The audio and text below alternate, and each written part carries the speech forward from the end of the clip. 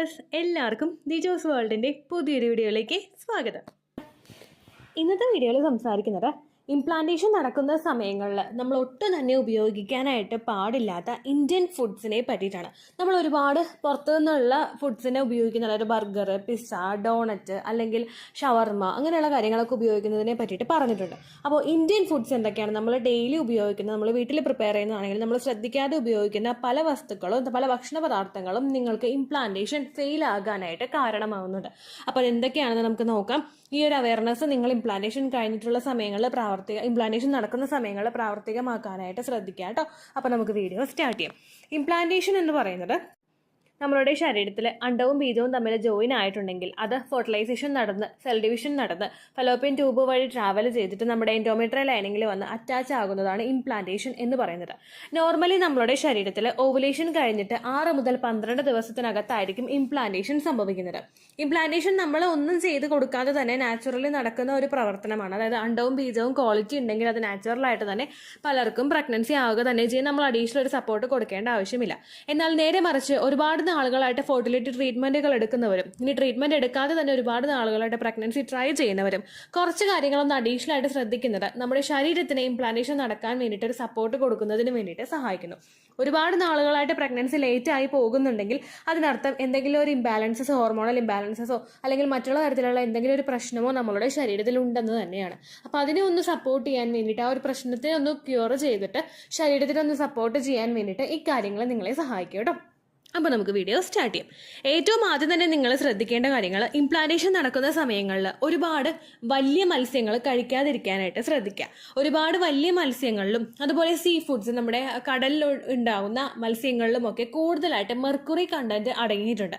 Mercury content അമിതമായിട്ട് നമ്മളുടെ ശരീരത്തിന് ഓവുലേഷൻ കഴിഞ്ഞതിന് ശേഷം എത്തുകയാണെങ്കിലോ, ഓവുലേഷൻ സമയത്ത് എത്തുകയാണെങ്കിലോ അത് നമ്മുടെ അണ്ടത്തിനെയും ബീജത്തിനെയും ഒക്കെ സാരമായിട്ട് തന്നെ ബാധിക്കും. ഇംപ്ലാന്റേഷൻ നടക്കുന്നതിനെയും അത് ബാധിക്കുക തന്നെ ചെയ്യും. ഇപ്പോൾ ഒരുപാട് പേരുണ്ട് വീട്ടിൽ, ഇപ്പോൾ എല്ലാ ദിവസവും മീൻ മേടിച്ച് വെക്കുന്ന ഒരുപാട് പേരുണ്ട്. നമ്മൾ കുഞ്ഞു കുഞ്ഞു മീനുകളായിട്ടുള്ള ചാള, അയല അല്ലെങ്കിൽ കുഞ്ഞു കുഞ്ഞു കൊഴുവ ഇങ്ങനെയുള്ള മീനുകളൊന്നും നമ്മൾ കഴിക്കുന്നതുകൊണ്ട് പ്രശ്നമില്ല. പക്ഷേ ഈ ചൂര, സ്രാവ് അങ്ങനെയുള്ള വലിയ വലിയ മീനുകൾ ഉണ്ടാവില്ലേ, ഇതിലൊക്കെ ആയിരിക്കും കുഞ്ഞു മീനുകളെ അപേക്ഷിച്ച് കൂടുതലായിട്ട് മെർക്കുറി കണ്ടന്റ് അടങ്ങിയിട്ടുള്ളത്. അങ്ങനെയുള്ള ഫിഷ് ഐറ്റംസ് നിങ്ങൾ അവോയ്ഡ് ചെയ്യാനായിട്ട് ശ്രദ്ധിക്കുന്നത് നല്ലതായിരിക്കും. അടുത്തതായിട്ട് ശ്രദ്ധിക്കേണ്ട കാര്യം, മുള വന്ന പൊട്ടാറ്റോ കഴിക്കുന്നത് അവോയ്ഡ് ചെയ്യുക. നമ്മളൊക്കെ വീട്ടിൽ ഉരുളക്കിഴങ്ങ് എടുത്തു കഴിയുമ്പോഴേക്കും മുള വന്നിട്ടുണ്ടെങ്കിൽ നമ്മൾ ആ ഒരു പോർഷൻ ചെത്തിക്കളഞ്ഞിട്ട് ഉരുളക്കിഴങ്ങ് ഉപയോഗിക്കാറാണല്ലേ പതിവ്. എല്ലാവരുടെ വീട്ടിലും അങ്ങനെയൊക്കെ തന്നെയാണ് ഉപയോഗിക്കുന്നത്. പക്ഷേ നോർമലി നമ്മൾ മുള വരാത്ത ഉരുളക്കിഴങ്ങ് കഴിച്ചു കഴിഞ്ഞാൽ ഒരുപാട് ബെനഫിറ്റ് നമ്മളുടെ ശരീരത്തിലുണ്ടാകും. പക്ഷേ ഈ മുള വന്നിട്ടുള്ള ഉരുളക്കിഴങ്ങ് നമ്മൾ എടുക്കുന്നത് നല്ലതായിട്ടുള്ള ഒരു കാര്യമല്ല. കാരണം ഇത് നമ്മളിലെ ഇംപ്ലാന്റേഷൻ നഷ്ടമാകുന്നതിന് കാരണമാകുന്നുണ്ട്. ഇതിനെപ്പറ്റി ഓൾറെഡി ഒരു വീഡിയോ നമ്മുടെ ചാനലിൽ ഡീറ്റെയിൽഡ് ആയിട്ടുള്ളത് ചെയ്തിട്ടുണ്ട്.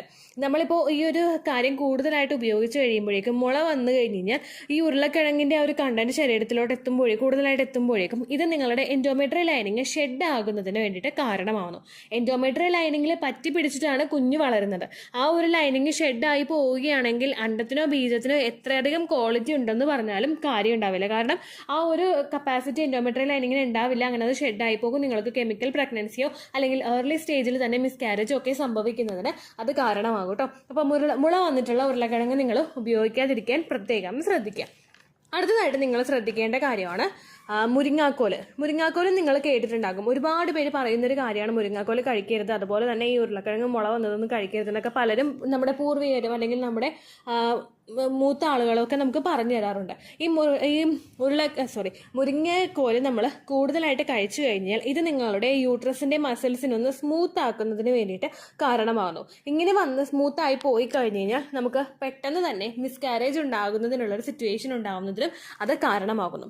ഇതിനെ പറ്റിയിട്ട് ഓൾറെഡി വീഡിയോ നമ്മുടെ ചാനലിലുണ്ട്. നിങ്ങൾക്ക് ഡീറ്റെയിൽഡ് ആയിട്ട് അറിയണമെങ്കിൽ വീഡിയോ കണ്ടു നോക്കുക. ദിജോസ് വേൾഡ് ഡ്രം സ്റ്റിക്ക് എന്ന് ടൈപ്പ് ചെയ്ത് കഴിഞ്ഞാൽ നിങ്ങൾക്ക് ആ വീഡിയോ ലഭിക്കുന്നതായിരിക്കും കേട്ടോ. മുരിങ്ങാക്കോല് കൃത്യമായിട്ട് എടുത്തു കഴിഞ്ഞാൽ, അതായത് ഓവുലേഷൻ നടക്കുന്ന സമയത്തൊക്കെ മുരിങ്ങാക്കോല് എടുത്തു കഴിഞ്ഞാൽ അത് നിങ്ങൾക്ക് പ്രഗ്നൻസി കിട്ടാനായിട്ട് സഹായിക്കും. പക്ഷേ ഓവുലേഷൻ കഴിഞ്ഞിട്ടുള്ള സമയങ്ങളിൽ മുരിങ്ങാക്കോല് എടുക്കേണ്ട ആവശ്യമില്ല കേട്ടോ. അപ്പോൾ അതെങ്ങനെയൊക്കെയാണ് യൂസ് ചെയ്യേണ്ടതെന്നുള്ള കൃത്യമായിട്ട് ആ വീഡിയോയിൽ പറയുന്നുണ്ട് കേട്ടോ. അടുത്തതെന്ന് പറയുന്നത് നമ്മൾ തിളപ്പിക്കാത്ത പാൽ ഉപയോഗിക്കുക, അല്ലെങ്കിൽ മുഴുവനായിട്ട് വേകാത്ത മുട്ട ഉപയോഗിക്കുക. മുഴുവനായിട്ട് വേകാത്ത മുട്ട എന്ന് പറയുമ്പോഴേക്കും നമ്മൾ ബുൾസൈ അടിച്ച് കഴിക്കുക, അല്ലെങ്കിൽ ഇപ്പോൾ പച്ചമുട്ട കുടിക്കുന്നവരുണ്ടാകും, അല്ല എന്തെങ്കിലുമൊക്കെ ബുദ്ധിമുട്ടുണ്ടെങ്കിൽ പച്ചമുട്ടയിൽ എന്തെങ്കിലുമൊക്കെ ആഡ് ചെയ്തിട്ട് കഴിക്കുന്നവരുണ്ടാകും, ബുൾസൈ കഴിക്കുന്നവരുണ്ടാകും. അല്ലെങ്കിൽ നമ്മൾ പുഴുങ്ങിയ മുട്ടയാണെങ്കിലും ഫുള്ളി കുക്ക്ഡ് ആവാത്ത രീതിക്ക് മുട്ട ഉപയോഗിക്കുന്നത് നമ്മളുടെ ശരീരത്തിലെ ബാക്ടീരിയാസ് പ്രവേശിക്കുന്നതിന് കാരണമാകുന്നു. ഇതേ സെയിം കാര്യം തന്നെയാണ് നമ്മൾ തിളപ്പിക്കാത്ത പാൽ ഉപയോഗിക്കുമ്പോഴും നമുക്ക് സംഭവിക്കുന്നത്. നമ്മൾ പാക്കറ്റ് പാൽ മേടിച്ചിട്ട് അത് തിളപ്പിക്കാതെയൊക്കെ ഉപയോഗിക്കുകയാണെങ്കിൽ അതും നിങ്ങളുടെ ശരീരത്തിലെ ബാക്ടീരിയാസ് ഫോം ചെയ്യുന്നതിന് കാരണമാകുന്നു. നമ്മളിപ്പോൾ ഇംപ്ലാന്റേഷൻ നടക്കുന്ന സമയത്ത് ഒരു തവണ ഒരു ഷേക്ക് പുറത്തുനിന്ന് ഉണ്ടാക്കി കുടിച്ചു കഴിഞ്ഞാൽ അത് നിങ്ങളുടെ പ്രഗ്നൻസി നഷ്ടമാകും എന്നല്ല കേട്ടോ. അല്ലെങ്കിൽ നിങ്ങൾ കണ്ടിന്യൂസ് ആയിട്ട് ഉപയോഗിക്കുന്നുണ്ടെങ്കിൽ, അതായത് ഇപ്പോൾ ഒരു ആഴ്ചയിൽ തന്നെ 1-2 തവണ നിങ്ങൾ വീട്ടിലാണെങ്കിലും ഇപ്പോൾ ഷേക്സ് ഒക്കെ പ്രിപ്പയർ ചെയ്ത് കഴിക്കുക, അല്ലെങ്കിൽ ഫ്രൂട്ട് സലാഡ് പ്രിപ്പയർ ചെയ്ത് കഴിക്കുക, ഇങ്ങനെയൊക്കെ വരുമ്പോഴേക്കും നിങ്ങൾ തിളപ്പിക്കാത്ത പാല് ആഡ് ചെയ്തിട്ട് ഉണ്ടാക്കുന്നത് മിസ്കാരേജിന്റെ റേറ്റ് കൂട്ടുമെന്ന് പഠനങ്ങൾ സൂചിപ്പിക്കുന്നുണ്ട് കേട്ടോ. അപ്പോൾ ആ കാര്യം കൂടി നിങ്ങളൊന്ന് ശ്രദ്ധിക്കുക. അടുത്തതായിട്ട് ശ്രദ്ധിക്കേണ്ട കാര്യം അജിനോമോട്ടോയാണ്. ഈ അജിനോമോട്ടോയുടെ കണ്ടന്റ് നിങ്ങളുടെ ശരീരത്തിലോട്ട് കൂടുതലായിട്ട് എത്തുന്നത് നിങ്ങളുടെ പ്രഗ്നൻസി നഷ്ടമാകാനായിട്ട് കാരണമാകുന്നു.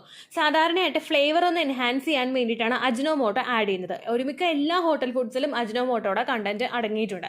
കാരണം അവർക്ക് ടേസ്റ്റ് കിട്ടാനും പിന്നീട് കസ്റ്റമേഴ്സ് വരാനും വേണ്ടിയിട്ടാണ് ഈ ഒരു മാജിക് അവർ പ്രയോഗിക്കുന്നത്. അജിനോമോട്ടോ കൂടുതലായിട്ട് എടുക്കുന്നത് പ്രഗ്നൻസി ആയവരും പ്രഗ്നൻസി ട്രൈ ചെയ്യുന്നവരൊക്കെ ഉപയോഗിക്കുന്നത് ആ ഒരു ഫെർട്ടിലിറ്റി റേറ്റ് കുറയ്ക്കുമെന്ന് പഠനങ്ങൾ സൂചിപ്പിക്കുന്നുണ്ട്. അതുപോലെ തന്നെ മോണോസോഡിയം ഗ്ലൂട്ടാമേറ്റിന്റെ കണ്ടന്റും നിങ്ങളുടെ ശരീരത്തിൽ എത്തുന്നത് നല്ലതല്ല. നിങ്ങൾ എല്ലാവരും ടി-വിയിൽ KFC ചിക്കന്റെ പരസ്യം ചിലപ്പോൾ കണ്ടിട്ടുണ്ടാകും. ഈ KFC ചിക്കന്റെ പരസ്യം പോകുമ്പോഴേക്കും അതിന്റെ ഏറ്റവും താഴെയായിട്ടുള്ള ഒരു പോർഷനിൽ നമ്മൾ ശ്രദ്ധിച്ച് വായിച്ചു കഴിഞ്ഞാൽ നമുക്ക് മനസ്സിലാക്കാൻ പറ്റുന്ന ഒരു കാര്യമുണ്ട്. കാരണം പ്രഗ്നന്റ് ആയിട്ടുള്ളവർ ഇത് ഉപയോഗിക്കാനായിട്ട് പാടില്ല എന്നുള്ളൊരു കാര്യം അവരുടെ ഡിസ്ക്ലൈമർ ആയിട്ട് അവിടെ കൊടുത്തിട്ടുണ്ട്. നമ്മൾ ക്ഷമകെട്ട് വായിച്ചു കഴിഞ്ഞാൽ നമുക്കത് വായിക്കാനായിട്ട് സാധിക്കുകയുള്ളൂ. കാരണം ഇതിലടങ്ങിയിട്ടുള്ള കണ്ടന്റ്സും പ്രഗ്നന്റ് ആയിട്ടുള്ള ഒരു ലേഡിയെ സംബന്ധിച്ചിടത്തോളം നല്ലൊരു കാര്യമല്ല. അതുപോലെ തന്നെ നിങ്ങൾ പ്രഗ്നൻസി നോക്കുന്നവരാണെങ്കിലും നിങ്ങളെ സംബന്ധിച്ചിടത്തോളം അത്തരം കണ്ടന്റ് ആയിട്ടുള്ള ഭക്ഷണങ്ങൾ നിങ്ങളുടെ ശരീരത്തിലോട്ട് എത്തുന്നത് നല്ലതല്ല. ആ ഒരു കാര്യം മസ്റ്റ് ആയിട്ട് മനസ്സിലാക്കാം കേട്ടോ. അടുത്ത കാറ്റഗറിയിൽ വരുന്നതാണ് നമുക്ക് എല്ലാവരും പറഞ്ഞു തരുന്ന പൈനാപ്പിളും പപ്പായയും. ഈ പൈനാപ്പിളും പപ്പായ എന്ന് പറയുന്നത് നിങ്ങൾ കൃത്യമായിട്ട് സമയത്ത് എടുത്തില്ല എങ്കിൽ, അതായത് ഇപ്പോൾ പൈനാപ്പിൾ എന്ന് പറയുന്ന കണ്ടന്റ് നിങ്ങളൊരു ഓവുലേഷൻ കഴിഞ്ഞിട്ട്, ഓവുലേഷൻ മുതൽ 6 to 12 ഡേയ്സിനകത്താണ് ഇംപ്ലാന്റേഷൻ സംഭവിക്കുന്നത്. ഈ ഓവുലേഷൻ ഡേറ്റ് മുതൽ 5ാമത്തെ ദിവസം വരെ, ഓവുലേഷൻ ഡേയിന് നമ്മൾ 1 ആയിട്ട് എടുത്തു കഴിഞ്ഞാൽ അവിടെ മുതൽ 5ാമത്തെ ദിവസം വരെ നിങ്ങൾ ഈ ഒരു പൈനാപ്പിൾ ഉപയോഗിക്കുന്നത് നിങ്ങൾ പ്രഗ്നന്റ് ആകാനായിട്ടുള്ള സാധ്യത വർദ്ധിപ്പിക്കുന്നു. പൈനാപ്പിൾ കോർ നമ്മൾ കഴിക്കുന്നത്, അതായത് ആ പൈനാപ്പിൾ ഫുള്ളായിട്ട് അതിൻ്റെ നടുക്കുള്ള കട്ടിയുള്ള ഭാഗം ചെത്തിക്കളയാതെ ഫുള്ളായിട്ട് ഉപയോഗിക്കുന്നത് പ്രഗ്നന്റ് ആകാൻ വേണ്ടിയിട്ടുള്ള സാധ്യതയെ വർദ്ധിപ്പിക്കുന്നു. എന്നാൽ നിങ്ങൾ ഓവുലേഷൻ കഴിഞ്ഞതിന് ശേഷം ഈ ഒരു ഇംപ്ലാന്റേഷൻ നടക്കുന്ന സമയത്ത് പൈനാപ്പിൾ കോർ ഉൾപ്പെടെ കഴിക്കുന്നത് പ്രഗ്നൻസി നഷ്ടമാക്കാനായിട്ടും കാരണമാകുന്നു. കാരണം യൂട്രസിലെ കോൺട്രാക്ഷൻസ് ഉണ്ടാകുന്നതിന് കാരണമാകുന്നു. ഇതിലടങ്ങിയിട്ടുള്ള ബ്രോമലിൻ എന്ന് പറയുന്ന കണ്ടന്റ് ആണ് നമുക്ക് യൂട്രസിലെ കോൺട്രാക്ഷൻസ് ഉണ്ടാവുന്നത്. യൂട്രസിലെ കോൺട്രാക്ഷൻസ് വന്നു കഴിഞ്ഞാൽ എളുപ്പത്തിൽ നമുക്ക് മിസ്കാരേജ് ഉണ്ടാക്കാനായിട്ടുള്ള സാധ്യതയും അവിടെ വർദ്ധിക്കും. അതുപോലെ തന്നെ പപ്പായയും പച്ച പപ്പായയും നമ്മൾ ആ ഒരു സമയത്ത് കഴിക്കാനായിട്ട് പാടില്ല. പിന്നെ നിങ്ങൾ മസ്റ്റായിട്ട് ശ്രദ്ധിക്കേണ്ട കാര്യം, 1 പീസോ 2 പീസോ നിങ്ങൾ കഴിച്ചു കഴിഞ്ഞാൽ ഒരിക്കലും നിങ്ങൾക്ക് മിസ്കാരേജ് ഉണ്ടാവില്ല. ആ ഒരു കാര്യം ഓർത്ത് നിങ്ങൾ വിഷമിക്കേണ്ട. ചില ആളുകളുണ്ടാവും പീരിയഡ്സ് ഇൻഡ്യൂസ് ചെയ്യാൻ വേണ്ടിയിട്ട് ഒരു ഫുൾ പൈനാപ്പിൾ ഇരുന്ന് കഴിക്കുന്നവരുണ്ടാകും. അങ്ങനെയുള്ളവർക്ക് പിറ്റേ ദിവസം തന്നെ പീരിയഡ്സ് ആകും. ഞാനൊരു എക്സാമ്പിൾ ആണ് കേട്ടോ. കാരണം എനിക്ക് പീരിയഡ്സ് വരാതിരുന്നപ്പോഴേക്കും ഞാനൊരു ഫുൾ പൈനാപ്പിൾ എടുത്ത് കഴിച്ചു. പിറ്റേ ദിവസം തന്നെ എനിക്ക് പീരിയഡ്സ് ആയി. അതുപോലെ തന്നെ പപ്പായ ഞാൻ ട്രൈ ചെയ്ത വിഷയമായിരുന്നു. അത് പീരിയഡ്സ് വരാനായതുകൊണ്ടാണ് അത് പീരിയഡ്സ് ഉണ്ടായത് കേട്ടോ. പക്ഷെ നമ്മൾ കണ്ടിന്യൂസ് ആയിട്ട് എടുത്ത് കഴിക്കുന്നത്, ഓരോരുത്തരുടെയും ശരീരപ്രകൃതി ഡിഫറെന്റ് ആയതുകൊണ്ട് നമ്മൾ കണ്ടിന്യൂസ് ആയിട്ട് ഒരുപാട് പീസ് എടുത്ത് കഴിച്ചു കഴിഞ്ഞാൽ അത് പ്രഗ്നൻസി നഷ്ടമാക്കാനായിട്ടും കാരണമാകും. അപ്പോൾ ആ ഒരു മിസ്റ്റേക്കും നിങ്ങൾ ചെയ്യാതിരിക്കുക. ഇത്രയുമാണ് നിങ്ങൾ അവോയ്ഡ് ചെയ്യേണ്ട കാര്യങ്ങൾ. പിന്നെ അതുപോലെ തന്നെ ബീഫ് കഴിക്കുന്ന സമയത്ത് റെഡ് മീറ്റ് ഒക്കെ ഒരുപാട് ഉപയോഗിക്കാതിരിക്കാൻ നിങ്ങൾ ശ്രദ്ധിക്കുക. ചിക്കൻ കഴിക്കുന്നതുകൊണ്ട് പ്രശ്നമില്ല. എല്ലാം മിതമായിട്ട് നിങ്ങൾ കഴിക്കാനായിട്ട് ശ്രദ്ധിക്കുക. നമുക്ക് ഭക്ഷണത്തിനോട് ഭയങ്കര ഒരു ആഗ്രഹം, ഇഷ്ടമൊക്കെ ഉണ്ടാകും. പക്ഷെ പ്രഗ്നൻസി ട്രൈ ചെയ്യുന്ന സമയത്ത് നമ്മളൊന്ന് കൺട്രോൾ ചെയ്തിട്ട് ഭക്ഷണം കഴിക്കുന്നത് നല്ലതാണ്. ഏത് ഭക്ഷണമാണെങ്കിലും അതിന് നെഗറ്റീവും ഉണ്ട് പോസിറ്റീവും ഉണ്ട്. ഇപ്പോൾ ഫോർ എക്സാമ്പിൾ നട്ട്സ് കഴിക്കുന്നത് ഒരുപാട് ബെനിഫിറ്റ് തരുന്നൊരു കാര്യമാണ്. നമുക്ക് ഒരുപാട് വിറ്റമിൻസ് ശരീരത്തിലോട്ട് എത്തിക്കും. അണ്ടത്തിന്റെ വളർച്ചയ്ക്കും ബീജത്തിന്റെ വളർച്ചയ്ക്കും എൻഡോമെട്രിയൽ ലൈനിങ്ങിന്റെ വളർച്ചയ്ക്കൊക്കെ ഒരുപാട് നട്ട്സ് നല്ലതാണ്. അതായത് നമ്മുടെ വാൾനട്ട്, അതുപോലെ അത്തിപ്പഴം, ബദാം, കാഷ്യൂനട്ട്, പിസ്ത, ഇതെല്ലാം കഴിക്കുന്നത് നല്ലതാണ്. പക്ഷേ ഇത് അളവിലും കൂടുതൽ നമ്മൾ എടുക്കുകയാണെങ്കിൽ നമുക്ക് വയറിൽ പ്രശ്നം ഉണ്ടാകും. നമുക്ക് സ്റ്റൊമക്ക് അപ്സെറ്റ് ആകും, നമുക്ക് ലൂസ് മോഷൻ ഉണ്ടാകും, വയറുവേദന ഉണ്ടാകും, അങ്ങനെയുള്ള പ്രശ്നങ്ങളൊക്കെ ഉണ്ടാകും. അതുപോലെ നിങ്ങൾക്ക് ബാക്കിയുള്ള ഏത് വെജിറ്റബിൾസ് ആണെങ്കിലും ഫ്രൂട്ട്സ് ആണെങ്കിലും നിങ്ങൾക്ക് കഴിക്കാം. പക്ഷെ കഴിക്കുന്നത് മിതമായിട്ട് നിങ്ങൾ കഴിക്കുക. ഒരു ഓറഞ്ച് നിങ്ങൾ എടുക്കാനായിട്ട് ശ്രദ്ധിക്കുക. ഒരു ദിവസം ഒരു ആപ്പിൾ എടുക്കുക. അങ്ങനെ ചെറിയ ഫ്രൂട്ട്സ് ആണെങ്കിൽ ഒരു 3-4 എണ്ണം എടുക്കുക. അപ്പോൾ അങ്ങനെയൊക്കെ ചെയ്യുകയാണെങ്കിൽ നിങ്ങൾക്ക് പ്രഗ്നൻസി സപ്പോർട്ട് ചെയ്യാനായിട്ട് അത് സഹായിക്കും കേട്ടോ. ഇത്രയേ ഉള്ളൂ വീഡിയോ. യൂസ്ഫുൾ ആയി കാണുമെന്ന് വിശ്വസിക്കുന്നു. യൂസ്ഫുൾ ആവുന്നുണ്ടെങ്കിൽ ലൈക്ക് ചെയ്യുക, ഫ്രണ്ട്സിനൊക്കെ ഷെയർ ചെയ്ത് കൊടുക്കുക കേട്ടോ. എന്തെങ്കിലും സംശയം ഉണ്ടെങ്കിൽ നിങ്ങൾ കമൻസിൽ ചോദിക്കുക. പണ്ടത്തെ വീഡിയോയ്ക്ക് കമൻസ് ഇടുന്നവർക്ക് റിപ്ലൈ ലഭിക്കുന്നില്ലെങ്കിൽ ലേറ്റസ്റ്റ് ആയിട്ട് ഞാൻ ഏത് വീഡിയോ ആണോ അപ്ലോഡ് ചെയ്യുന്നത് അതിന് താഴെ കമൻറ്റ് ഒന്ന് കോപ്പി പേസ്റ്റ് ചെയ്യാനായിട്ട് ശ്രദ്ധിക്കുക കേട്ടോ. അതുപോലെ ഓവുലേഷൻ ഡേറ്റ് കാൽക്കുലേറ്റ് ചെയ്ത് തരാനായിട്ട് റിക്വസ്റ്റ് ചെയ്യുന്ന ആളുകൾ എത്രയാണോ സൈക്കിൾ ലെങ്ത് അത് മെൻഷൻ ചെയ്യാനായിട്ട് ശ്രദ്ധിക്കുക. സൈക്കിൾ ലെങ്ത് എന്നതുകൊണ്ട് ഉദ്ദേശിച്ചത് ഓരോ മാസവും എത്ര ദിവസം കൂടുമ്പോഴാണോ ബ്ലീഡിങ് വരുന്നത് അതാണ് സൈക്കിൾ ലെങ്ത്. കഴിഞ്ഞ മാസം ഒരു 8-ാം തീയതിയാണ് ബ്ലീഡിങ് ആയതെങ്കിൽ ഈ മാസം 6-ാം തീയതിയാണ് ബ്ലീഡിങ് ആയതെങ്കിൽ കഴിഞ്ഞ മാസം 8-ാം തീയതി മുതൽ ഈ മാസം 6-ാം തീയതി വരെ എത്ര ദിവസമുണ്ടോ അത് കാലണ്ടറിൽ എണ്ണി തിട്ടപ്പെടുന്നതാണ് നിങ്ങളുടെ സൈക്കിൾ ലെങ്ത്. സൈക്കിൾ ലെങ്ത് നമ്മൾ കൃത്യമായിട്ട് കാൽക്കുലേറ്റ് ചെയ്യുകയാണെങ്കിൽ ഓവുലേഷൻ ഡേറ്റ് എളുപ്പത്തിൽ കണ്ടുപിടിക്കാൻ വേണ്ടിയിട്ട് ഒരുപാട് ആപ്ലിക്കേഷൻസും ഒരുപാട് ഓൺലൈൻ ആയിട്ടുള്ള വെബ്സൈറ്റുകളും ഇന്ന് നമുക്ക് അവൈലബിൾ ആണ്. പ്ലേ സ്റ്റോറിൽ പോയിട്ട് ഓൺലൈൻ ഓവുലേഷൻ ട്രാക്കർ എന്ന് ടൈപ്പ് ചെയ്ത് കഴിഞ്ഞാൽ നിങ്ങൾക്ക് അതുമായിട്ട് ബന്ധപ്പെട്ടിട്ടുള്ള ആപ്ലിക്കേഷൻസ് കിട്ടും. അത് പറ്റുന്നില്ല എങ്കിൽ ഗൂഗിളിൽ പോയിട്ട് ഓൺലൈൻ ഓവുലേഷൻ കാൽക്കുലേറ്റർ എന്ന് ടൈപ്പ് ചെയ്ത് കഴിഞ്ഞാൽ അതുമായിട്ട് ബന്ധപ്പെട്ടിട്ടുള്ള വെബ്സൈറ്റുകൾ നിങ്ങൾക്ക് കിട്ടും. അതിൽ നിങ്ങളുടെ ലാസ്റ്റ് മന്തിലെ മെൻസ്ട്രേഷൻ്റെ ഡേറ്റും ഒപ്പം ഞാൻ ഈ പറഞ്ഞ രീതിക്ക് നിങ്ങൾ കാൽക്കുലേറ്റ് ചെയ്യുന്ന സൈക്കിൾ ലെങ്ത്തും എൻ്റർ ചെയ്ത് കൊടുക്കുകയാണെങ്കിൽ നിങ്ങൾക്ക് കൃത്യമായിട്ട് ഓവുലേഷൻ ഡേറ്റ് കണ്ടുപിടിക്കാനായിട്ട് സാധിക്കും. ഫെർട്ടൈൽ ടൈം പീരീഡും നിങ്ങൾക്ക് കിട്ടും. അതായത് എത്ര ദിവസം മുതൽ കോൺടാക്ട് ചെയ്ത് തുടങ്ങിക്കഴിഞ്ഞാൽ നിങ്ങൾ പ്രഗ്നൻ്റ് ആകും എന്നുള്ളൊരു ഡേറ്റും നിങ്ങൾക്ക് പ്രോപ്പറായിട്ട് കിട്ടും കേട്ടോ. ഇത് കാൽക്കുലേറ്റ് ചെയ്യുന്ന സമയത്ത് സൈക്കിൾ ലെങ്ത് കാൽക്കുലേറ്റ് ചെയ്യുന്ന സമയത്ത് നിങ്ങളുടെ ആ ഒരു കലണ്ടറിൽ നോക്കി തന്നെ നിങ്ങൾ കാൽക്കുലേറ്റ് ചെയ്യുക. പല മാസങ്ങളിലും 30-31 ദിവസമുണ്ട്, അതുകൊണ്ടാണ് അങ്ങനെ പറഞ്ഞത്. ഒപ്പം നിങ്ങൾക്ക് ബ്ലീഡിങ് തുടങ്ങിയ ദിവസത്തിന് വേണം നിങ്ങൾ ഡേ 1 ആയിട്ട് എടുക്കാൻ വേണ്ടിയിട്ട്. സ്പോട്ടിങ് തുടങ്ങിയ ദിവസത്തിനെ, അതായത് ചെറുതായിട്ട് ഡിസ്ചാർജ് പോയി തുടങ്ങിയ ദിവസത്തിനെ നിങ്ങൾ കൺസിഡർ ചെയ്യേണ്ട ആവശ്യം ഇല്ല കേട്ടോ. അപ്പോൾ ഇത്രയേ ഉള്ളൂ വീഡിയോ. അടുത്തൊരു വീഡിയോ ആയിട്ട് നമുക്ക് വീണ്ടും കാണാം. ബൈ.